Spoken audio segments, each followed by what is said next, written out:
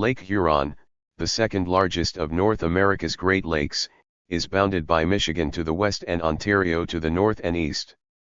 It stretches 206 miles, 331 kilometers, from northwest to southeast and has a maximum width of 183 miles, 295 kilometers. Lake Huron's drainage basin covers 51,700 square miles, 133,900 square km, excluding its surface area of 23,000 square miles, 59,570 square km. Lake Huron gets water from Lake Superior via the St. Mary's River, Lake Michigan through the Straits of Mackinac, and local streams. It empties into Lake Erie via the St. Clair River, Lake St. Clair, and the Detroit River.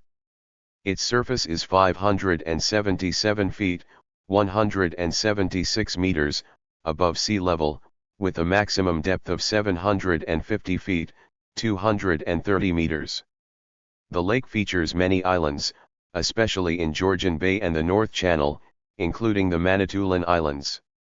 Mackinac Island is near the Straits of Mackinac, and Saginaw Bay indents the Michigan coast. Lake Huron, the second largest of the Great Lakes, is located in east-central North America. It is bordered to the west by Michigan in the United States, and to the north and east by Ontario, Canada. Lake Huron is 206 miles, 331 kilometers, long from northwest to southeast, with a maximum width of 183 miles, 295 kilometers. Lake Huron connects to the other Great Lakes through several channels. It receives inflow from Lake Superior via the St. Mary's River and from Lake Michigan through the Straits of Mackinac. Lake Huron discharges into Lake Erie via the St. Clair River, Lake St. Clair, and the Detroit River. As part of the St. Lawrence Seaway, Lake Huron supports heavy commercial traffic. Lake Huron, bordered by Michigan and Ontario, is home to several important cities and islands. On the Michigan coast, you'll find cities such as Sheboygan, Alpena, Bay City, and Harbor Beach. Across the lake in Ontario, notable locations include Collingwood, Midland, Tiffin, Port McNicoll, and Depot Harbor, all situated on Georgian Bay. The lake also features many islands, particularly in its northeastern part, including the Manitoulin Islands, Drummond Island, and others within Georgian Bay and the North Channel. Mackinac Island is another scenic island located near the Straits of Mackinac. These areas have a history of lumbering, fishing, and tourism. Lake Huron is home to diverse wildlife. The lake and its tributaries house various fish families, including lake trout, whitefish, salmon, perch, walleye, bass, and catfish. The lake is also a habitat for microscopic algae, such as diatoms, and crustaceans like copepods and cladocerans. Gulls and terns are common birds, with small islands serving as nesting grounds. Ducks, shorebirds, and songbirds also migrate through the area. Several non-indigenous species, such as the spiny water flea and zebra mussel, have entered the lake, threatening the food web of native species. Lake Huron, the second largest of the Great Lakes, is vital to both people and the environment today. It supports heavy commercial traffic as part of the St. Lawrence Seaway, with iron ore, grain, and limestone being the primary cargo. Lake Huron also greatly modifies the climate of the surrounding region. It absorbs heat in warmer months and releases it during colder months, resulting in cooler summers and warmer winters. The lake's high carbonate content is due to the abundance of limestone and dolomite rocks in the basin. However, the introduction of non-indigenous species, such as the zebra mussel, has threatened the food web of native species and created nuisances by clogging water intake pipes and fouling boat hulls. Lake Huron is one of North America's 5 Great Lakes, sharing its shores with the U.S. state of Michigan and the Canadian province of Ontario. Known for its stunning turquoise waters, picturesque islands, and diverse wildlife, it holds a significant place in the natural and cultural history of the region. Its sheer size makes it not only a geographic marvel but also a critical ecological and economic resource for the communities surrounding it. Lake Huron sits between Michigan's Lower Peninsula to the west and Ontario, Canada, to the north and east. To the south, it connects with Lake Erie via the St. Clair River and Lake St. Clair. At its northern tip lies the North Channel and Georgian Bay, both considered part of Lake Huron. Mackinac Island, home to the Inn at Stonecliff, sits at the western end of the lake where it meets Lake Michigan through the Straits of Mackinac. This central location makes Mackinac Island an ideal starting point for exploring Lake Huron's size and beauty. Lake Huron covers an astounding 23,000 square miles, 59,600 square kilometers. That makes it slightly larger than the state of West Virginia or nearly the same size as Croatia. This vast surface area means it accounts for about 30% of the total surface area of all the Great Lakes combined. Lake Huron is more than just a lake, it is a world of its own. Its size, depth, and shoreline make it one of the most impressive natural features on Earth. Whether you're marveling at its expanse, sailing its waters, or relaxing on its shores, understanding its dimensions adds depth to your appreciation. Lake Huron is shared between the United States and Canada, providing many environmental, economic, and social benefits. It borders Michigan and the Canadian province of Ontario. It connects to Lake Michigan through the Straits of Mackinac, a deep trench that links the two lakes, causing them to function hydrologically as one large water body. Lakes are often described by their volume, the amount of water they contain, and their surface area, the space covered by water from all shores. Spanning the straits, the Mackinac Bridge connects Michigan's lower and upper peninsulas. At 5 miles long, it is the third longest suspension bridge in the world. At its southern tip, Lake Huron drains into the St. Clair River, flows through Lake St. Clair, and then continues into the Detroit River, eventually emptying into Lake Erie. This waterway, stretching over 90 miles, has a minimal elevation difference between the lakes of just 9 feet.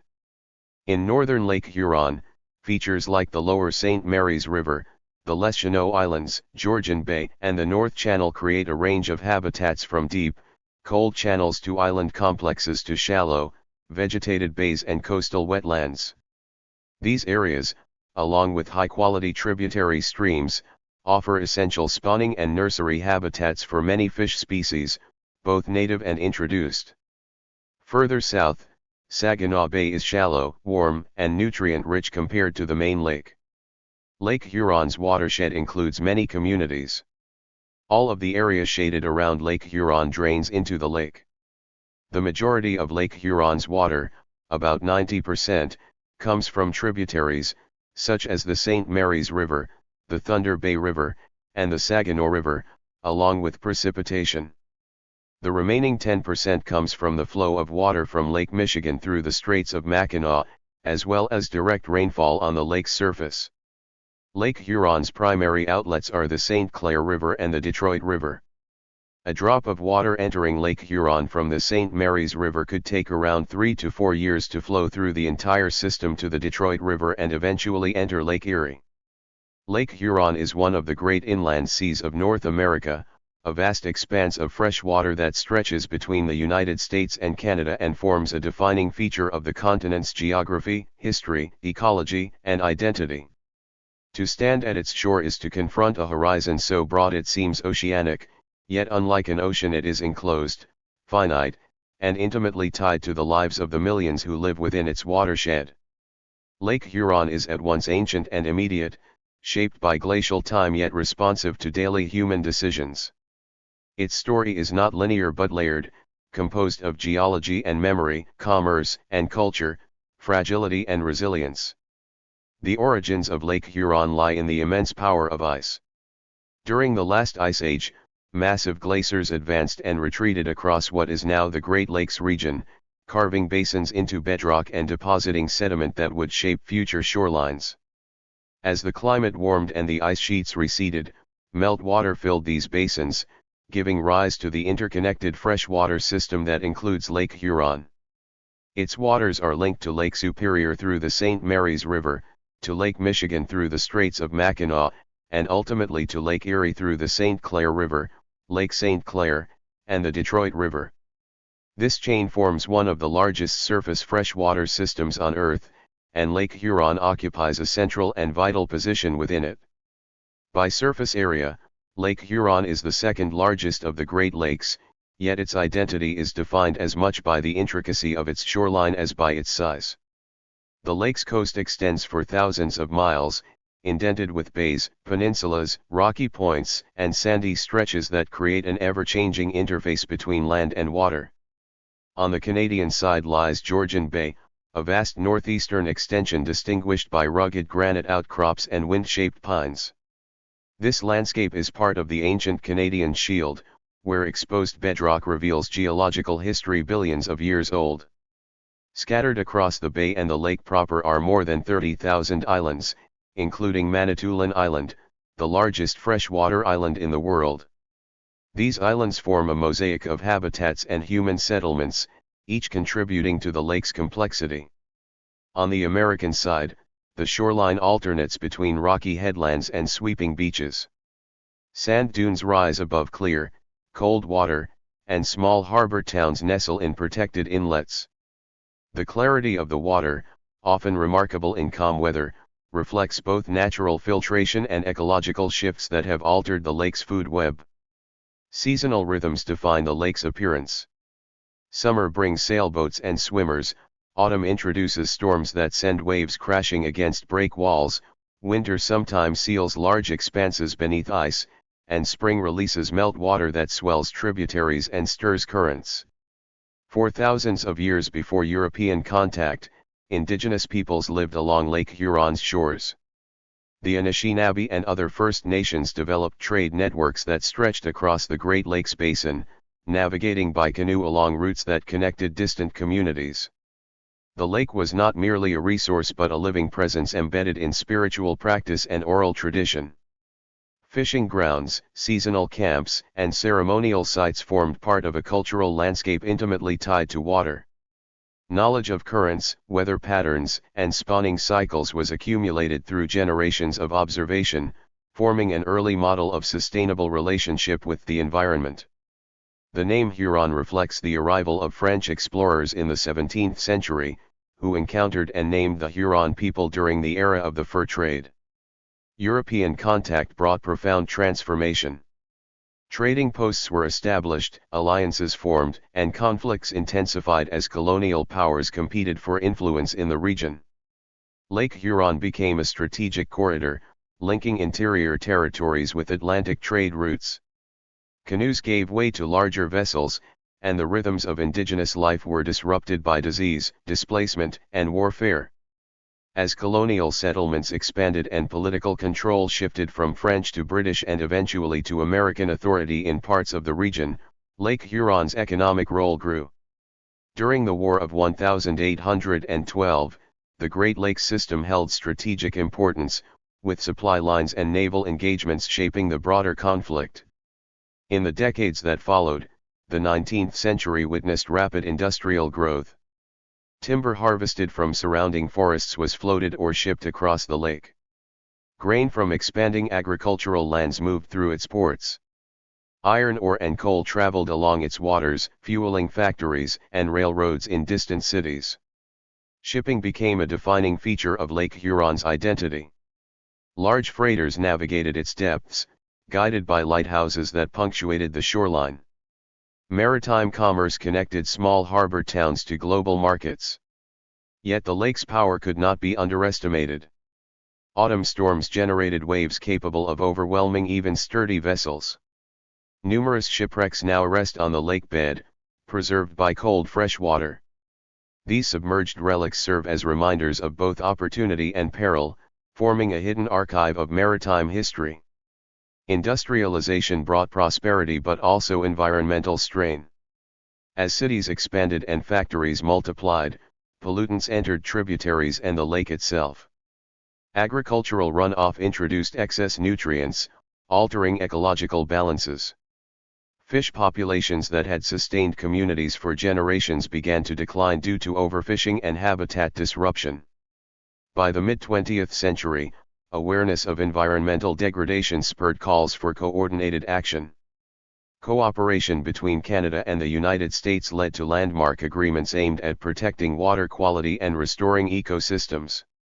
Scientific research expanded, with long-term monitoring programs tracking chemical contaminants, nutrient levels, and biological indicators. These efforts marked a shift in understanding.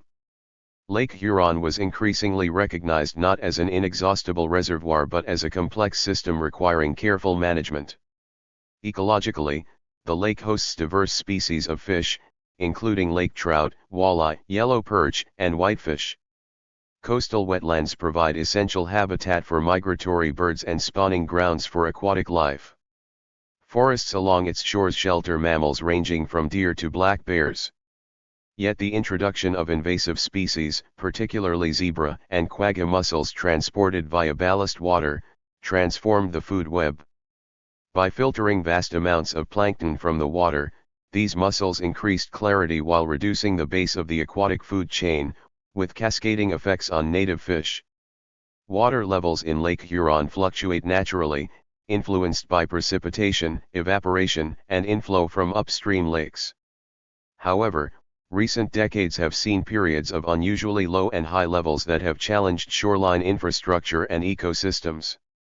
Lower levels expose rocky shoals and alter marina access, while higher levels accelerate erosion and threaten homes and roads. Climate variability adds uncertainty, affecting ice cover duration and storm intensity.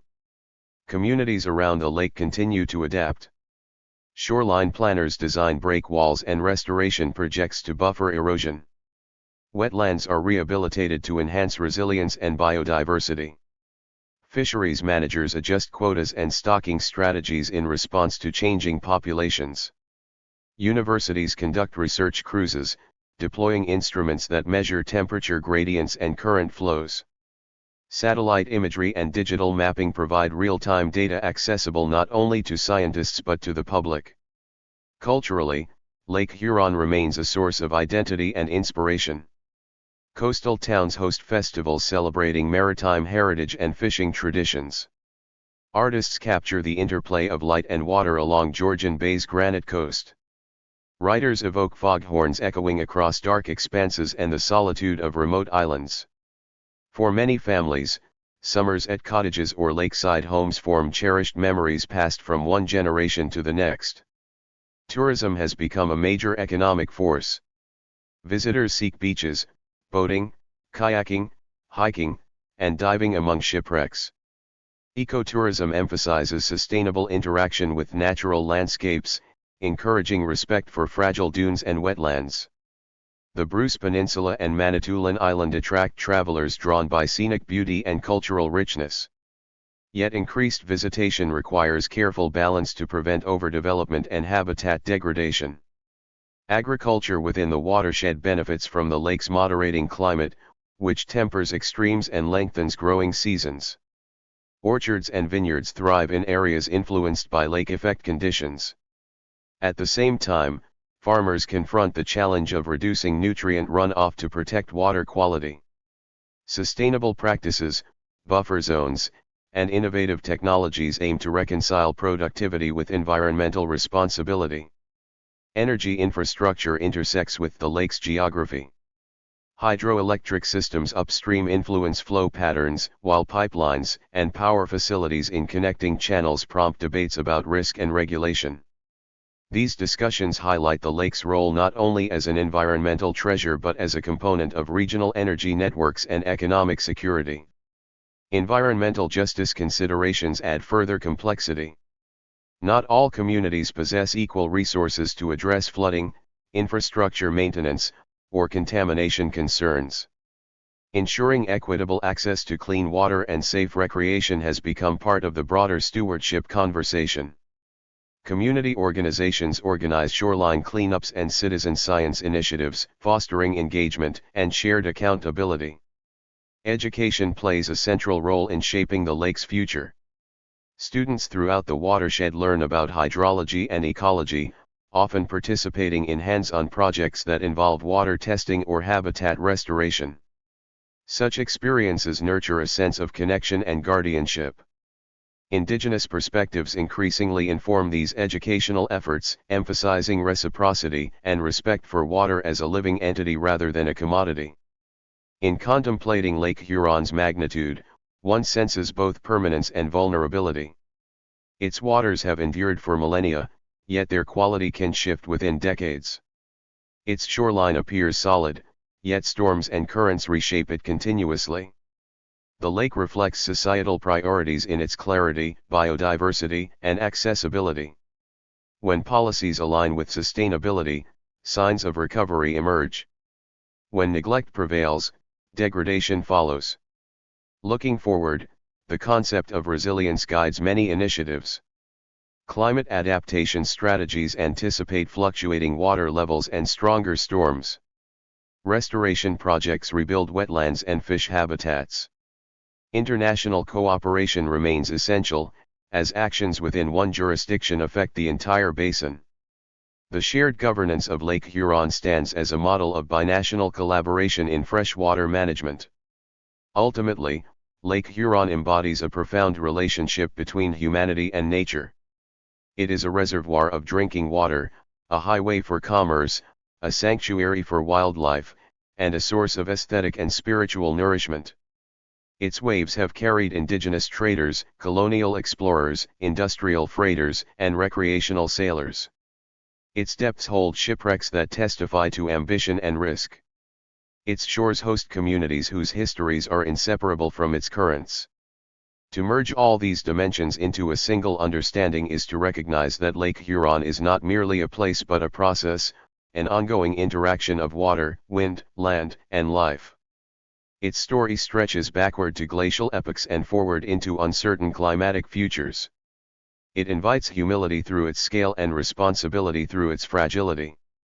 In conclusion, Lake Huron stands as both mirror and teacher.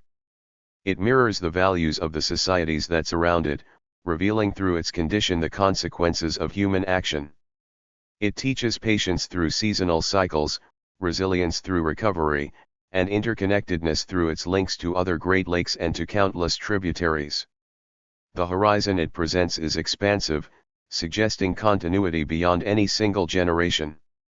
Whether that horizon remains clear and life-sustaining depends on sustained care, informed policy, cultural respect, and collective will. Long after present debates fade, the waters of Lake Huron will continue to move under wind and sun. Their endurance is not guaranteed in pristine form, but their presence is certain. The responsibility for their health lies with those who live within their reach. In that shared responsibility lies both challenge and promise, ensuring that Lake Huron remains not only a geographic landmark but a vibrant, life-giving inland sea for centuries to come. Thank you for watching this video.